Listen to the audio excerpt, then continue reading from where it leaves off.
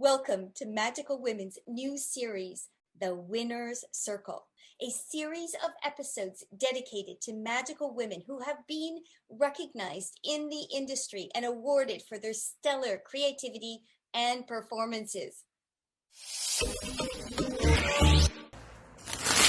Hi, I'm Dania Diaz, and I want to thank you for following Magical Women, a place where we can share our experiences, but also a place to keep the magic alive.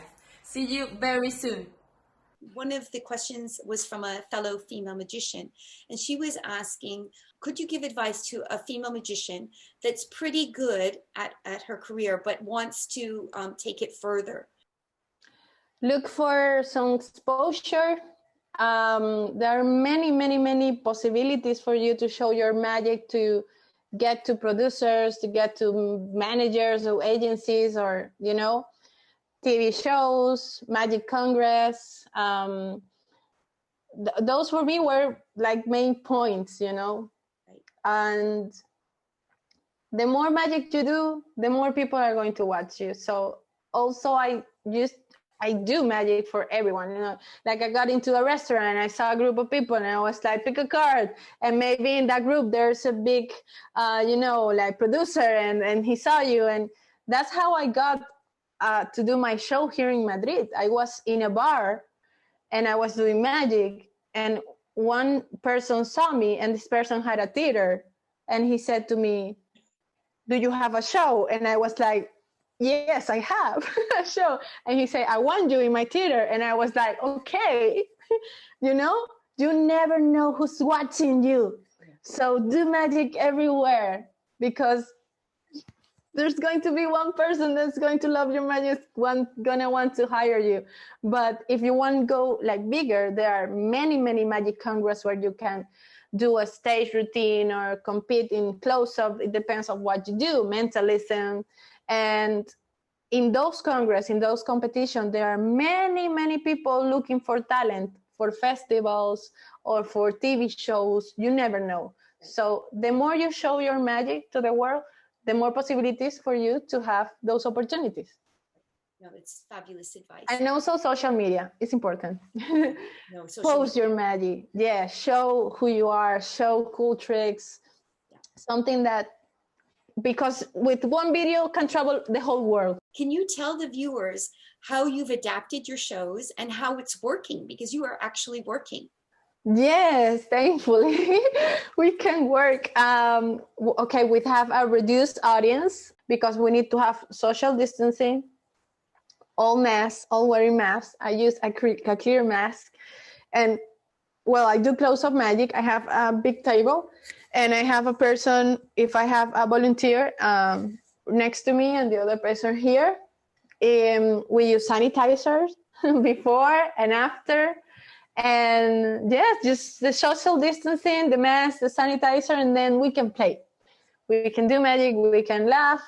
I cannot see their faces very well, but I know they're having fun because now they communicate, like we adapt as human beings. And now before, people reacted with their faces like, wow.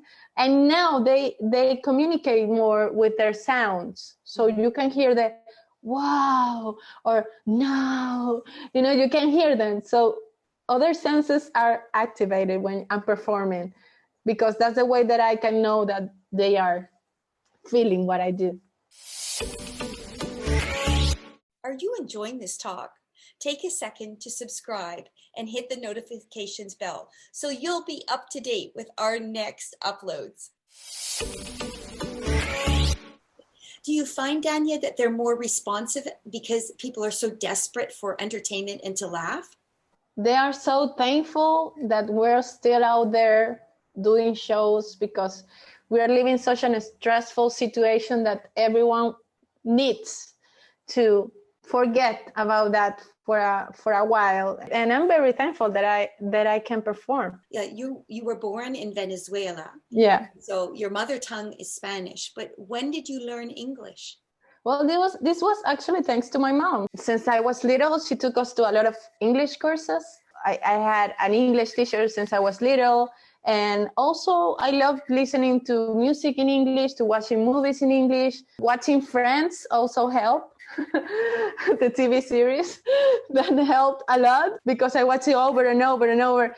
And suddenly I didn't need to read the subtitles in Spanish. So does this mean I understand English? and yeah, it was very natural for me. Yeah, a big advantage actually. So being bilingual is a very big. Oh my God, I cannot explain.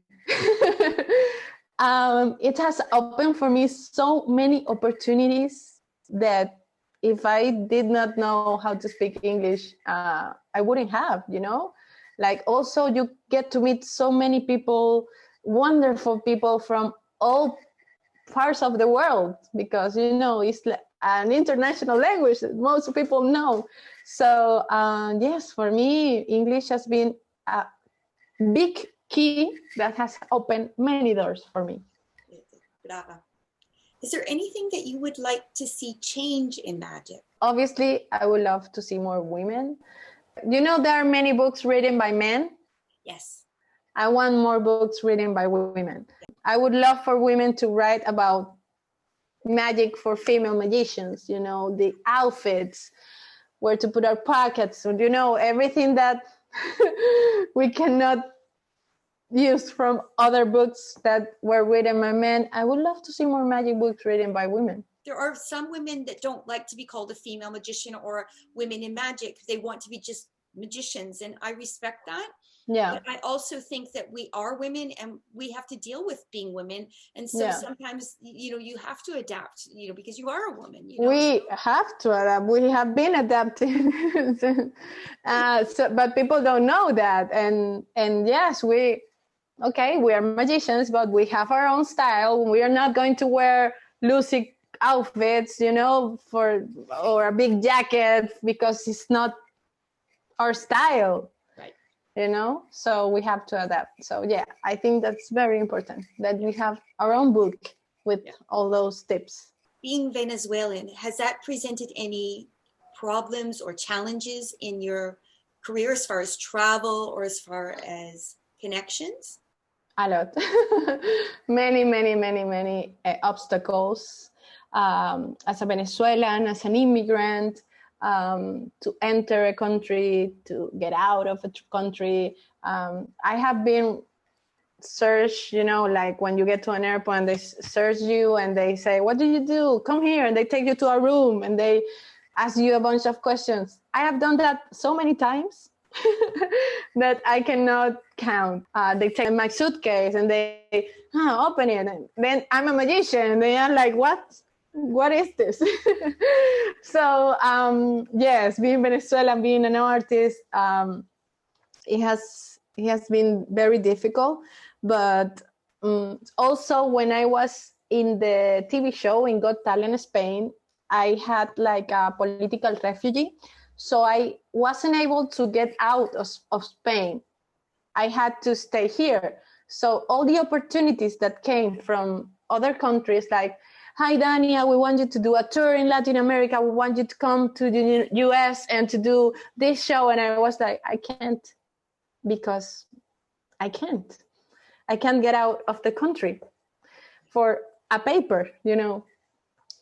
So that was really sad for me because I thought I lose many opportunities just by being an immigrant and not having like luckily I now have my papers in order. I'm a resident here in Spain. I can travel. That's how I got to America's Got Talent and Italy and Portugal. So, but it hasn't been easy. I left my country 7 years ago now. Yeah, 7 years ago.